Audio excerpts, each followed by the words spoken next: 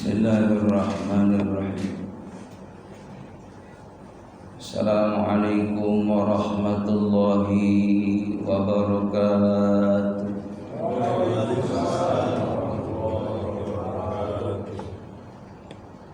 Bismillah, alhamdulillah, wassalatu wassalamu ala rasulillah Muhammad ibn Abdillah, wa la hawla wa la quwwata illa billah. Asyhadu an la ilaha illallah al-malikul haqqul mubin, Muhammadur Rasulullah shadiqul wa'dil amin. Allahumma salli wa sallim ala sayyidina Muhammad wa ala alihi wa sahbihi ajma'in. Qala Allah Ta'ala fi kitabihil karim, bismillahirrahmanirrahim. Syahr Ramadan alladzi unzila fihi al-Qur'an hudan lin-nasi wa bayyinatin minal huda wal furqan. Wa qala an-nabi sallallahu alaihi wasallam, kullu bani adam khata'un wa khairul khata'in at-tawwabun. Sadaqallah, sadaqa Rasulillah sallallahu alaihi wasallam.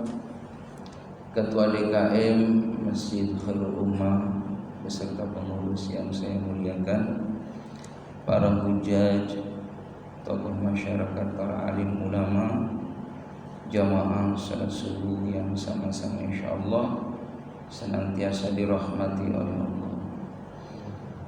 Alhamdulillah, bersyukur kepada Allah Subhanahu wa taala di hari yang ke-10 ini kita masih diberikan nikmat iman, Islam, ihsan, nikmat sehat walafiat, bisa melaksanakan saum pada hari ini. Mudah-mudahan kita senantiasa dijaga oleh Allah Subhanahu wa taala untuk bisa menjalankan ibadah saum dengan baik. Tentunya berharap ibadah puasa tahun ini lebih baik daripada tahun yang sudah kita lalui. Allahumma salli ala Muhammad, salawat dan salam semoga terlimpah curahkan keharibaan Nabi kita Muhammad sallallahu alaihi wasallam yang kita harapkan syafaatnya. Jemaah yang dimuliakan oleh Allah Subhanahu wa taala, di 10 awal Ramadan sudah kita lalui, yang hari ini adalah hari yang terakhir di 10 awal Ramadan. Awalul rahmah, yang berisikan rahmat kasih sayang Allah Subhanahu wa taala. Fase yang kedua, wa awsatuhu maghfirah. Pada hari yang ke-11 sampai hari ke-20 berisikan ampunan dari Allah. 10 akhir Ramadan wa akhiruhu idkum minan nar, dibebaskan dari api nerakanya Allah Subhanahu wa taala.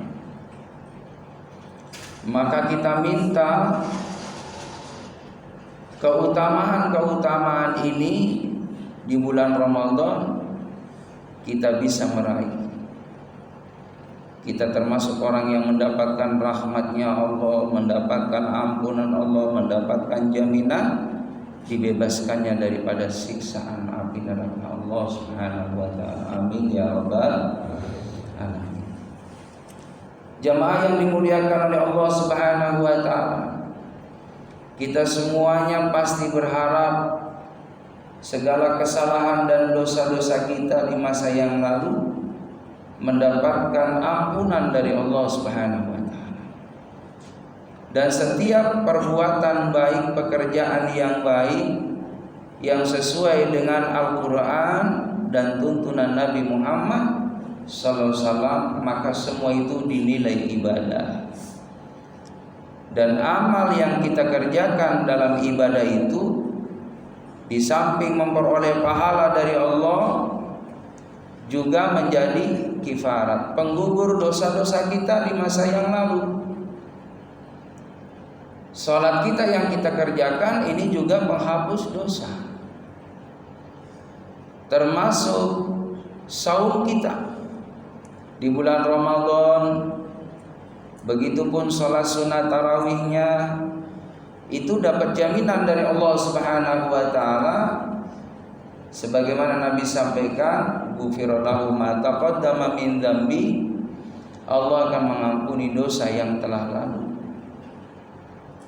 Bahkan pada hari pertama ketika kita melakukan sholat sunat tarawih, itu pahalanya Allah akan menghapus dosa sebagaimana bayi yang baru lahir, termasuk malam yang ke-11. Insya Allah tarawih masih penuh ya Pak ya. Alhamdulillah, barakallah. Mudah-mudahan kita ambil bagian, hadirin.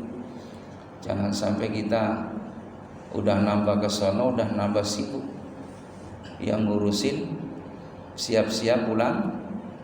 Ada yang pulang kampung nggak? Ada ya. Iya, boleh pulang kampung hadirin. Yang penting ya, kita harus maksimalkan ibadah Ramadan kita ini, jangan fokus pulang kampungnya. Kita juga sampai ya, insya Allah ke kampung, asal kita punya fulus ya. Kalau punya uang mah insya Allah sampai ya. Jadi jamaah rahimakumullah, nanti kalau pulang kampung jangan sampai kita rela batalin puasa ya. Kalau bisa dipertahankan tuh puasa. Kan Ustadz itu kan musafir gitu ya. Kadang kan begitu ya. Tapi sayang jemaah rahimakumullah, kalau alasannya musafir padahal kita kuat, kita buka. Ya, kalau kita bagus puasa kuat ya, sanggup, wa antasumu khairun lah. Kata Allah begitu. Kalau kamu kuat, kalau kamu bisa tahan untuk berpuasa, puasalah. Nah, nanti kalau maghrib cari tuh rest area. Nah, kita berhenti di situ, sholat maghrib dan buka puasa. Lanjut lagi perjalanan. Jadi puasanya dapat, ya pahalanya dapat, silaturahim ke rumahnya, insya Allah dapat. Ya, jadi jamaah yang dimuliakan oleh Allah, karena kembali segala sesuatu itu ada dalam niat kita. Ya, kalau kita niat, insya Allah seberat apapun itu godaan, kita bakal bisa melalui. Asal niatnya kuat. Ini orang puasa, mohon maaf ya rahimakumullah, karena memang dasarnya iman. Walaupun di rumah nih godaan banyak banget di rumah, ya kan? Dan puasa itu kata Allah dalam hadis qudsi, kullu amal ibni Adam lahu, setiap amalan anak Adam untuknya illa shaum, kecuali puasa. Inahuli, sesungguhnya puasa itu ya untuk Allah, dari Allah. Wa ana ajzim bi, dan Allah memberikan pahala langsung bagi orang yang puasa. Makanya puasa disebut ibadah siriyah, ibadah yang rahasia. Kalau orang sedekah itu tahu ada yang dikasih.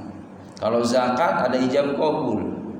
Kalau umroh ya harus ke Mekah Madinah.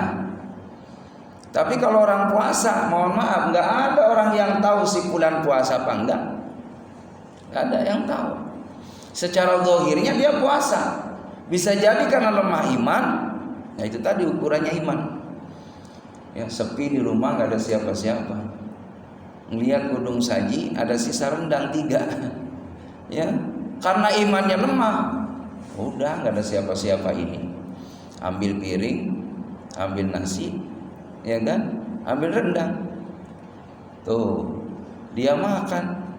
Giliran makan jemaah rahimakumullah, enggak ada siapa-siapa, tapi ada Allah, harus yakin itu. Makanya iman. Dasarnya puasa itu adalah iman. Maka jemaah yang dimuliakan oleh Allah Subhanahu wa taala, giliran dia makan karena lemah iman, datang istrinya, "Waalaikumsalam." Dia pura-pura lemes aja gitu ya. Duduk di bangku. Pura-pura lemes. Pak, aromanya lemes amat hari ini puasa. Iya, ini lemes banget. Ya, lemes banget, gak tahu kenapa. Padahal dalam hati habis makan, kenyangan. Jadi hati gak bisa dibohongin hadirin. Ya kan? Karena lemahnya iman, batal dia. Tapi kalau kita udah niat kuat, sebesar apapun, seberat apapun godaan di mata kita, depan mata kita, yakin dia tidak akan tergoda. Makanya iman itu perlu dibawa terus dimanapun kita berada, ya, karena kalau kita punya iman aman, punya iman aman. Orang yang beriman kata Nabi nggak mungkin dia berbuat dosa, nggak mungkin itu korupsi, nggak mungkin ngambil hak orang lain. Kalau beriman kepada Allah, nggak mungkin berzina, nggak mungkin maksiat, ya, karena dia beriman kepada Allah Subhanahu Wa Taala.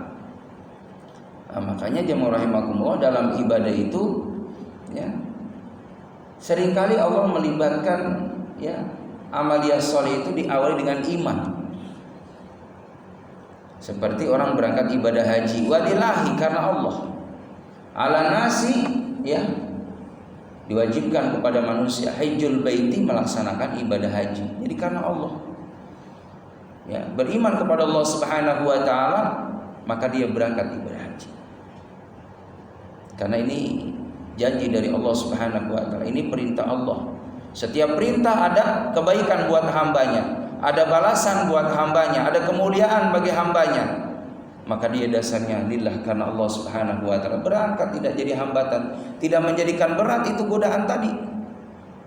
Dia rela meninggalkan rumahnya, meninggalkan kendaraan barunya, meninggalkan uang yang disimpan di bank investasinya. Dia berangkat membawa koper yang isinya berapa baju setel, ya kan? Terus lagi berangkat dengan bawa niat, karena ini perintah dari Allah Subhanahu Wa Taala. Bismillah, karena Allah Subhanahu Wa Taala. Ditinggalkan semua kesenangan dunianya, yang dituju adalah tadi yang diimani bahwa janji Allah Subhanahu Wa Taala, berharap kemuliaan dari Allah Subhanahu Wa Taala. Hadirin jamaah yang dimuliakan Allah, termasuk kita melaksanakan ibadah saum, ini dasarnya iman. Wahai orang-orang yang beriman, diwajibkan atas kamu berpuasa. Puasa kita cuma hanya 1 bulan. Kita nih mohon maaf dikasih 12 bulan dari Allah. 12 bulan ini subhanallah, silahkan, ya, yang 11 bulan itu dari mulai Syawal. Dari mulai Syawal silakan makan, minum, ya kan? Yang halal-halal dari Allah Subhanahu Wa Taala. Karena memang kita diberikan kelebihan oleh Allah, beda dengan makhluk-makhluk yang lainnya. Rezeki dari Allah itu di daratan, di lautan, semua masya Allah sumber rezeki buat manusia. Kalau hayawan itu, hadirin mohon maaf, terbatas rezekinya. Kalau yang namanya binatang itu kan ada yang makannya rumput, ya udah sampai meninggal, sampai mati, mohon maaf, sampai mati, sampai, ya, dia meninggalkan dunia ini. Yang namanya binatang yang makanannya rumput. Ada yang makanannya daging, ada yang makanannya pelet, ya, begitu kan? Itu masing-masing rezeki dia. Subhanallah, kita yang namanya manusia, hadirin, Allahu Akbar. Makanya kalau kita ngitung nikmat Allah, itu nggak mampu menghitung nikmat Allah. Makanya kalau kita nggak kenal Allah, nggak mau ibadah kepada Allah, masya Allah, lalu mau syukur kepada siapa? Jemaah rahimakumullah, semua hayawan ada yang halal, ada yang haram. Yang haram nggak boleh kita makan, sekecil apapun ngicipin nggak boleh, namanya haram, ya. Termasuk mohon maaf, kadang-kala kan ada orang jemaah rahimakumullah berobat syariat, ya, padahal itu haram, tapi ini kan buat obat, Ustaz. Minum darah ular, itu nggak boleh, haram, nggak boleh, hadirin jemaah rahimakumullah. Ada lagi yang makan binatang apa gitu kan untuk obat, gatelan, terus ngambil tokek, ya, lalu dimasak katanya buat obat, karena sugesti, hadirin. Masih banyak obat yang halal, jangan cari yang haram, karena sugesti tadi, keyakinan akhirnya jadi sembuh, cuman caranya batil. Jadi carilah yang halal. Banyak makanan yang halal, jangan berani makan yang haram, karena itu bisa merusak amal ibadah kita di hadapan Allah Subhanahu Wa Taala. Nah, inilah pelajaran di bulan Ramadan ini. Di bulan Ramadan ini jamaah rahimakumullah, yang halal di siang hari diharamkan oleh Allah. Padahal di kulkas kurang kali halal. Ya kan, punya kita yang beli. Tapi jangan pernah kita ngambil setengah sedikit pun secuil, haram. Di siang hari. Kalau malamnya silahkan. Termasuk istri kita, di siang hari haram untuk menggaulinya. Nanti habis maghrib boleh nunggu azan maghrib, jadi sabar ya. Yang pengantin baru sabar. Kalau memang mau ya kumpul dengan istri kita, nunggu azan, tapi sholat dulu ya. Begitu, habis sholat terus apa lagi? Buka ya. Habis buka tarawih dulu. Begitu ya. Begitu, harus sabar dikit. Nanti pulang tarawih jam 9 tidur. Kagak jadi. Allahu Akbar. Jadi halal hadirin ya. Kalau malam halal, siang hari haram. Ini pelajaran dari Allah jamaah rahimakumullah. Masya Allah. Jadi bagaimana Allah menguji, sampai di mana kesabaran hamba Allah ketika mengikuti aturan Allah. Ada yang halal, ada yang haram, ada yang boleh, ada yang nggak boleh. Kalau diikuti nih aturan Allah, selamat dunia akhirat. Dunia ini jamaah rahimakumullah, akhirat itu gambarannya dari dunia. Sama juga dunia gambaran akhirat. Jadi kalau kita ini sesuai dengan aturan Allah, aman. Dan yang kita cari hidup ini aman. Ngapain sih jangan dibikin susah, Pak? Hidup sebentar dibikin susah. Ya, orang susah itu biasanya selalu melihat nikmat orang lain ya yang lebih tinggi dari kita. Lebih banyak dari kita. Padahal belum tentu kalau kita dikasih nikmat ya seperti si fulan ini senang, belum tentu. Jadi Allah sudah mengukur itu semuanya sesuai dengan porsi. Jadi nggak boleh kita melihat jamaah rahimakumullah si fulan kok kayaknya enak ya, belum tentu. Yang membuat kita enak ini adalah kalau kita ini syukur kepada Allah. Nah, dari syukur itu nanti apa yang kita minta bakal dikasih sama Allah. Dan hidup itu yang enak itu proses. Enggak instan gitu. Kalau instan biasanya ya cepat juga nikmatnya. Orang korupsi emang enak, Pak. Tidurnya enggak nyaman. Ya, orang ngambil hak orang lain tuh enggak nyaman. Pencuri emang itu aman, Pak.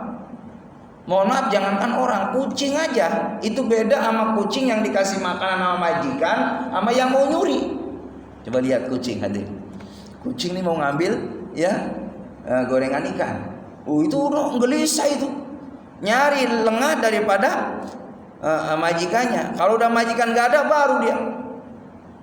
Dan langsung ketika udah dapat itu apa yang diharapkan, pergi dia lari kemana. Tapi kalau dikasih nyaman, tenang hadirin. Masya Allah. Jadi dari situ aja udah kita bisa ya kita lihat gambaran kehidupan. Dan biasanya orang kalau udah salah jalan, endingnya adalah tidak nyaman. Apapun itu, orang yang berbuat maksiat, ya kan, laki dan perempuan yang mohon maaf tidak halal hubungannya, tidak nyaman, batinnya tidak tenang. Tapi kalau kita halal, ya kan, dengan syariat, dengan syar'i, Allahu Akbar, memenuhi syarat, ada kedua pengantin, ada wali, ya kan, ada saksi, ada ijab qabul, Allahu Akbar, nyaman. Begitupun kita mencari rezeki yang halal, walaupun sedikit, penghasilannya 1 bulan 1 juta, tapi hasil keringat sendiri. Masya Allah, semua dinilai ibadah di mata Allah. Keringatnya jadi saksi. Ya, keluar rumah mencari nafkahnya dinilai jihad di jalan Allah. Kalau dia wafat hari itu niat mencari rizki yang halal, wafat dalam keadaan insya Allah memperoleh ridho dari Allah. Tapi kalau ada orang niat dia ingin mencari, ya kan, barang yang diharamkan oleh Allah, lalu mengambil haknya orang lain, menipu, ya mencuri, maka di saat dia niat tidak baik, lalu dia di perjalanan meninggal dunia, maka itu sudah niatnya dan perbuatannya sudah tidak diridhoi oleh Allah Subhanahu wa taala, dan tentunya dia ya akan hina bukan hanya dirinya, tapi menyangkut keluarganya hadirin. Menyangkut keluarganya. Makanya jamaah yang dimuliakan oleh Allah Subhanahu wa taala, hidup ini hati-hati.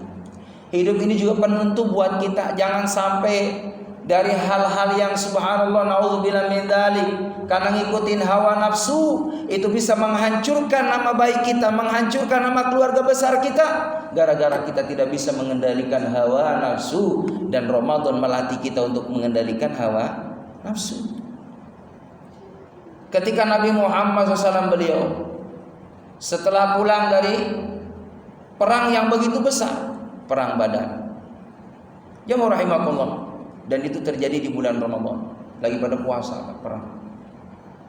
Ternyata menang alhamdulillah dengan kekuasaan Allah Subhanahu wa taala.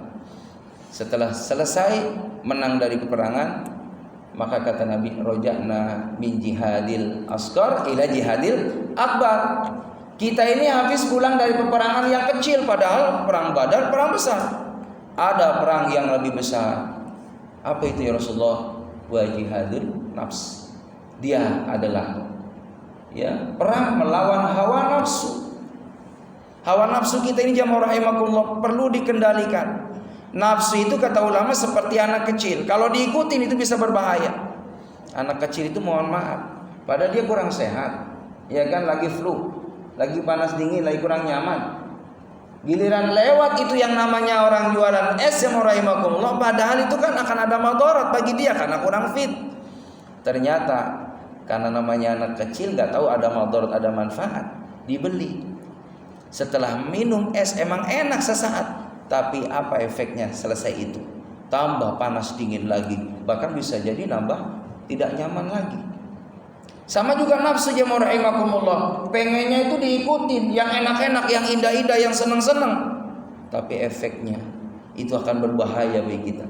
Makanya Nabi Yusuf jamaah rahimakumullah ketika digoda sama Siti Zulaiha. Siti Zulaiha itu cantik. Istrinya Kitfirul Aziz, pembesar Mesir. Dan Nabi Yusuf alaihissalam ini jamaah rahimakumullah, anak angkatnya yang Nabi Yusuf itu tampan. Ya, maka ternyata jamaah rahimakumullah, bagaimana tidak tergoda Siti Zulaiha melihat Yusuf setiap hari.